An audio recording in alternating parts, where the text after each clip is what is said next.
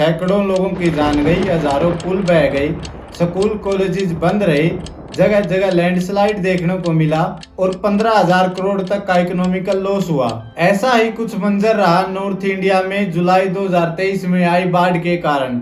आज हम विस्तार से जानेंगे हिमाचल प्रदेश, पंजाब, हरियाणा, यूपी, दिल्ली, राजस्थान में बाढ़ के क्या कारण थे। अगर आप भी बाढ़ जैसी स्थिति में फंस जाएं तो ऐसे में क्या करें क्या न करें वो भी हम इस वीडियो में देखेंगे। मैं हूं सारथी अंकित। चैनल को सब्सक्राइब कर ले, वीडियो को शेयर कर दें और मेरे साथ जुड़े रहें ऐसी ही और इन्फॉर्मेटिव वीडियो देखने के लिए।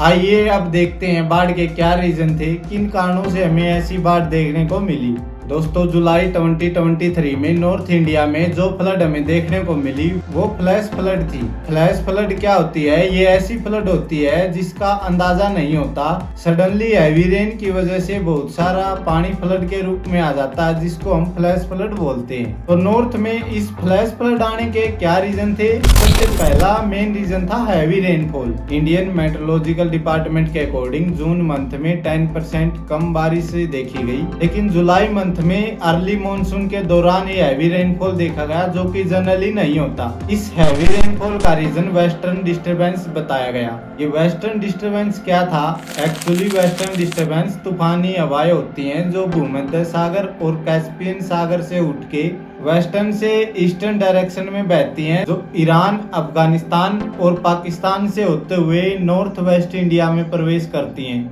जनवरी और फरवरी मंथ में ये पीक पर होती हैं, जिसके कारण से हिमाचल और आसपास के एरिया में बर्फबारी देखने को मिलती है। लेकिन वेस्टर्न डिस्टरबेंस का जब मॉनसून से टकराव होता है तो हैवी रेनफॉल देखने को मिलता है, और ऐसा ही कुछ हुआ जुलाई मंथ में। वेस्टर्न डिस्टरबेंस और अर्ली मॉनसून का टकराव हुआ, जिसकी वजह से पूरे नॉर्थ वेस्ट में एकदम से हैवी रेनफॉल देखने को मिला। ये फिनोमिना रेयर होता है। 2013 में उत्तराखंड में आई बाढ़ का भी एक कहीं न कहीं ये रीजन रहा था। इस रेयर कंडीशन की वजह से ही 8 जुलाई से लेके सुबह 9 जुलाई तक अकेले हिमाचल में 103.8 mm बारिश हुई। इसके अलावा 9 जुलाई को अकेले दिल्ली में 153 mm, पंजाब में 57.5 mm और इसके अलावा चंडीगढ़, पटियाला और हरियाणा के अंदर एकदम से भारी बारिश देखने को मिली। इसी रेयर फिनोमिना की वजह से क्लाउड बर्स्ट भी देखने को मिले। इस प्रकार हैवी रेनफॉल एक रीजन रहा फ्लैश फ्लड का। सेकंड रीजन रहा रिवर ओवरफ्लो। ऊपरी इलाकों में सडनली हुई बारिश के कारण बहुत सारा पानी नदियों में आया, जिसकी वजह से रिवर ओवरफ्लो देखने को मिला। 10 जुलाई 2023 को यमुना 205.33 मीटर अपने रिकॉर्ड तोड़ लेवल पे बह रही थी। इसके अलावा मारकंडा, सतलुज, रावी, ब्यास, घग्गर नदियां भी ओवरफ्लो हो चुकी थी। घग्गर नदी भी अपने डेंजर लेवल 748.3 फीट से ऊपर 750 फीट पर बह रही थी। पानी के इतने ज्यादा लेवल और बहाव के कारण घग्गर नदी में पंजाब एरिया में जगह जगह ब्रिजेस देखने को मिले। पंजाब के माकरोड गांव में घग्गर नदी में 100 फीट का ब्रिज देखने को मिला। वहीं फूला विलेज में 65 फीट, उणक के पास मांडवी विलेज में 45 फीट ब्रिजेस देखने को मिले, जिनकी वजह से भारी मात्रा में पानी पंजाब के खेतों और गांव के एरिया में एंटर हुआ और पंजाब के विलेज एरिया में बाढ़ देखने को मिली। पंजाब के साथ लगते क्षेत्र हरियाणा में भी इस पानी की एंट्री हुई, जिसकी वजह से हरियाणा के कुछ जिले बहुत ज्यादा अफेक्ट हुए। पटियाला शहर से होकर गुजरने वाली बड़ी नदी में भी ओवरफ्लो देखा गया, जिसकी वजह से पटियाला शहर और आसपास के एरिया में भारी पानी की मात्रा देखी गई। इस प्रकार पंजाब व हरियाणा के गांव व खेतों के एरिया में भारी पानी की मात्रा देखी गई। थर्ड रीजन रहा पुअर ड्रेनेज सिस्टम। बहुत सारे कच्चे नालों, नदियों व नेचुरल नालों की अच्छे से सफाई नहीं की गई थी, जिसकी वजह से जब पानी ओवरफ्लो होके आ रहा था तो वो एक जगह ब्लॉक होके उस एरिया के गांव और शहरी क्षेत्र में घुस गया। कच्चे नालों से गांव में पानी घुसता दिखा लोगों ने अपने गांव की सुरक्षा के लिए टेम्परेरी बांध के जैसे बॉर्डर बनाने शुरू कर दिए। जो पानी जहां से आ रहा था वो वहीं ठहर गया और उन एरिया में 7-7, 8-8 फुट तक के पानी देखने को मिला। इस एक्टिविटी के कारण पंजाब और हरियाणा के कई गांवों में आपस में क्लैश भी देखने को मिला। ऐसा ही एक एग्जाम्पल देखने को मिला पंजाब के फरवाई कला और पनियारी गांव के बीच। इन दोनों गांव के बीच पानी निकालने पर झगड़ा हो गया। लोगों ने अपनी अपनी गांव की सीमाओं पर बॉर्डर बना लिए थे ताकि दूसरे गांव का पानी हमारे गांव में एंटर न कर सके, जिसकी वजह से जिस गांव में पानी आया था वो पानी वहीं पे ठहर गया। उन एरिया में बहुत ज्यादा वाटर लेवल बढ़ गया। फोर्थ मेन रीजन रहा अर्बनाइजेशन। दोस्तों, अर्बनाइजेशन का फ्लडिंग में एक बहुत बड़ा रोल रहा है। हम आज इसको समझते हैं कैसे अर्बनाइजेशन फ्लडिंग को इफेक्ट करता है। अर्बनाइजेशन और फ्लडिंग के कुछ एग्जाम्पल आपको देखने को मिलेंगे। बेंगलुरु 2000, अहमदाबाद 2001, दिल्ली 2002 और 3 और चेन्नई मुंबई 2004-5 में आई फ्लड अर्बनाइजेशन और फ्लडिंग के अच्छे एग्जाम्पल्स हैं।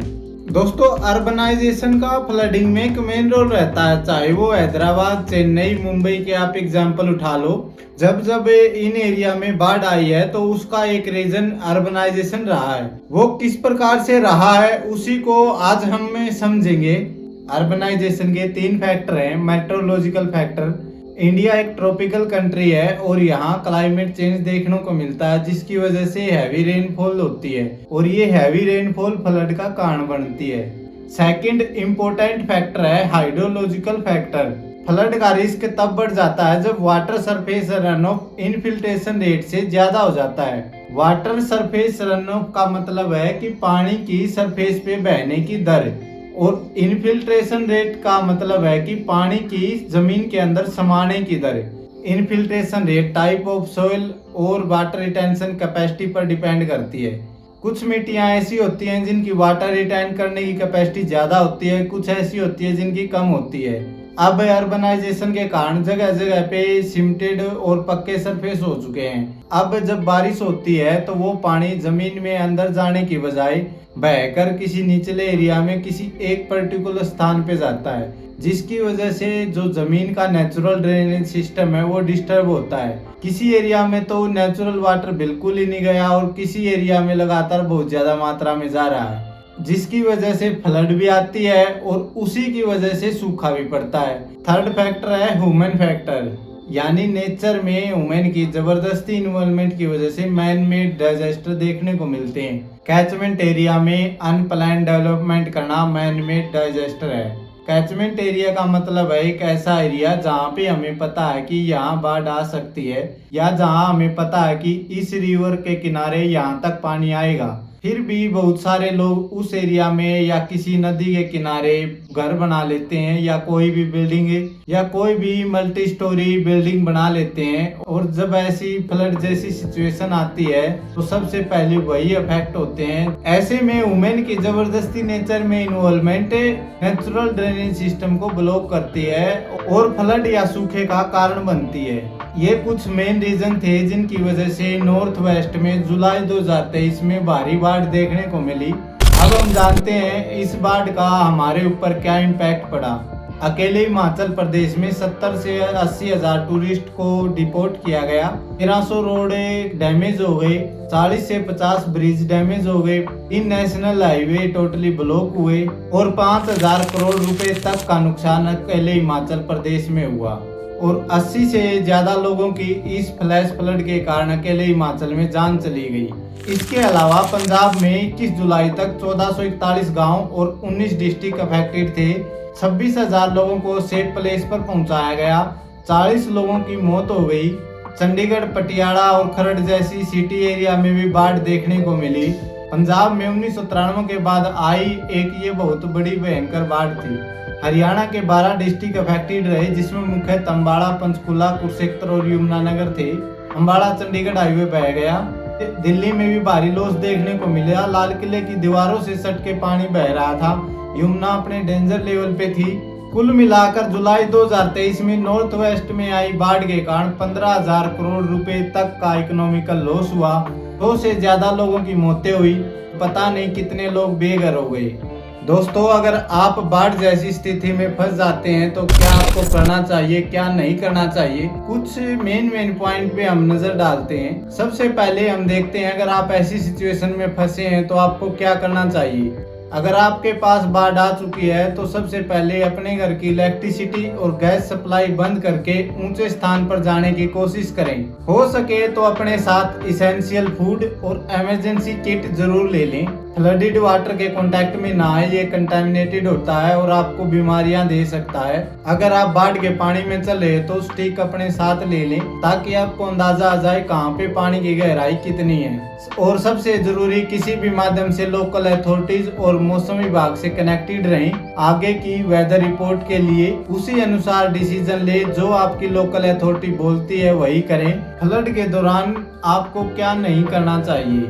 फ्लडेड वाटर को स्विमिंग पूल न समझें, इसके अंदर खेले मत। फ्लड में ड्राइव न करें, हाफ मीटर फ्लड वाटर ही काफी है किसी भी गाड़ी को बहाने के लिए। फ्लड वाटर के कांटेक्ट में आया हुआ कोई भी फूड न खाएं, वो कंटामिनेटेड होगा जिससे आपको बीमारियां हो जाएंगी। पानी का स्तर कम होने पर लोकल अथॉरिटीज की सहायता से जब आप वापस घर आएं तो अपनी इलेक्ट्रिसिटी और गैस सप्लाई प्रॉपर टेक्नीशियन से ही ठीक करवाएं। खुद टेक्नीशियन न बने, ये आपको और ज्यादा नुकसान देगा। अगर आपके घर में बेसमेंट है और वहाँ पानी भर चुका था तो एकदम से पानी न निकालें। दीवारों पे पानी के प्रेशर से कोलैप्स हो सकती हैं, धीरे धीरे से पानी निकालें। तो दोस्तों, ये थी हमारी आज की वीडियो। ऐसी ही और इन्फॉर्मेटिव वीडियो देखने के लिए मेरे साथ जुड़े रहें, चैनल को सब्सक्राइब करें। मिलते हैं नेक्स्ट वीडियो में।